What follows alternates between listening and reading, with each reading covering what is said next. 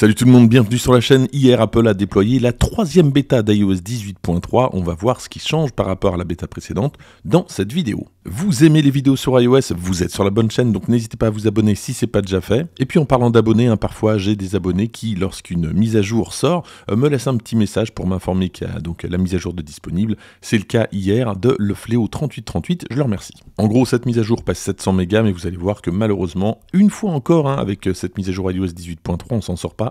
Il n'y a vraiment pas grand chose d'intéressant, et c'est le cas à nouveau pour cette bêta 3. Donc j'imagine que vous ne l'attendez pas franchement avec impatience, mais sachez qu'à la fin de cette vidéo, on fera un petit point sur le calendrier de la sortie normalement de la version finale d'iOS 18.3 qui ne devrait pas tarder. Et justement, on se dirige vers le numéro de version qui se termine par un B, ce qui signifie que normalement c'est, sans doute l'avant-dernière bêta, il y aura sans doute une bêta 4, et puis la version release candidate, donc on approche vraiment de la version finale. Alors je vous l'ai dit, pas de grosses nouveautés avec cette mise à jour bêta 3, mais il y a quelque chose, alors qui concerne même pas la France finalement, qui concerne par contre Apple Intelligence et le résumé de notifications. Alors vous le savez sans doute, mais avec Apple Intelligence, on peut avoir des résumés de notifications, notamment des résumés de l'application News, donc qui balance en permanence des infos, et notamment les infos de la BBC. Et parmi ces news, il y avait notamment une affaire dont vous avez sans doute entendu parler, c'est le meurtrier du PDG d'une grande société d'assurance américaine. Eh bien, lorsqu'Apple Intelligence a remanié cette news, la news en fait ne correspondait pas du tout, c'est devenu une fake news finalement, et donc BBC s'est plaint auprès d'Apple. Et pourquoi je vous parle de ça? Tout simplement parce qu'avec cette bêta 3, Apple retire les résumés de notifications liés à certaines applications, donc notamment Apple News, qui donc ne semblent pas suffisamment vérifiées. Donc on attend, ça devrait revenir en tout cas, mais pour l'instant, la bêta 3 donc supprime cette option.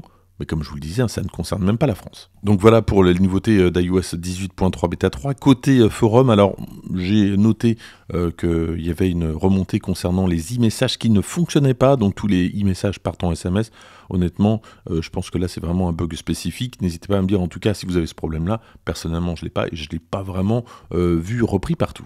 Et puis c'est plutôt une bonne nouvelle, en tout cas j'ai pas noté de problème, en tout cas d'utilisateurs qui avaient de problèmes de batterie, pas trop de problèmes de bugs en général, donc bon, ça semble plutôt bien parti pour cette version qui est apparemment, en tout cas, je vous le disais en tout cas il y a quelques temps, uniquement correctif, donc ce serait dommage de rajouter des bugs, mais ça s'est déjà vu. Au risque de me répéter, donc pas de gros changements avec cette version iOS 18.3, donc quasiment uniquement des correctifs.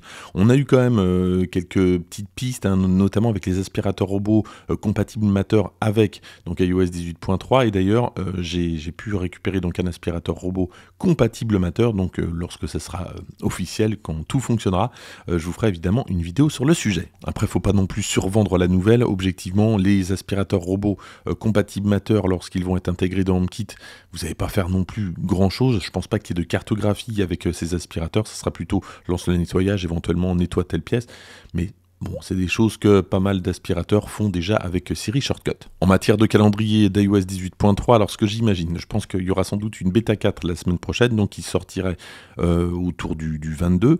Sans doute une version release candidate la semaine d'après, et qui dit version release candidate, donc là on serait autour du 29-30, quelque chose comme ça, et lorsque la version release candidate sort, généralement le lundi d'après, donc peut-être début février, on devrait avoir la version finale pour tous. Alors pourquoi je vous dis ça? Puisque iOS 18.3 va pas révolutionner le genre, mais qui dit sortie d'iOS 18.3 dit souvent quelques jours après, voire une semaine, bon bref, la première bêta d'iOS 18.4, et c'est peut-être cette bêta qui apportera en Union Européenne Apple Intelligence, donc on va pouvoir avoir un petit peu plus de matière pour les prochaines vidéos. Et ça risque d'être sympa, puisque tout devrait arriver en même temps, que ce soit Image Playground, Visual Lookup, le nouveau Siri, ChatGPT, les Genmoji, même si j'avoue un petit peu que ça arrive peut-être un petit peu tard, puisqu'il y a quand même pas mal de sites avec lesquels vous pouvez faire exactement la même chose, voire mieux. Dans le reste de l'actualité, il y a énormément de nouveaux produits qui devraient arriver en 2025. Je vous ai fait un short d'ailleurs sur 20 produits Apple qui devraient arriver en 2025, et on reparle justement du HomePod Mini 2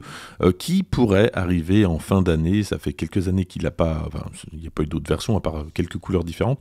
En tout cas, donc j'ai hâte de voir ça. N'hésitez pas à me dire ce que vous attendez du HomePod Mini 2. Voilà ce que je pouvais vous dire donc sur iOS 18.3 Beta 3. N'hésitez pas à liker cette vidéo si ça vous a plu, à la partager, à vous abonner.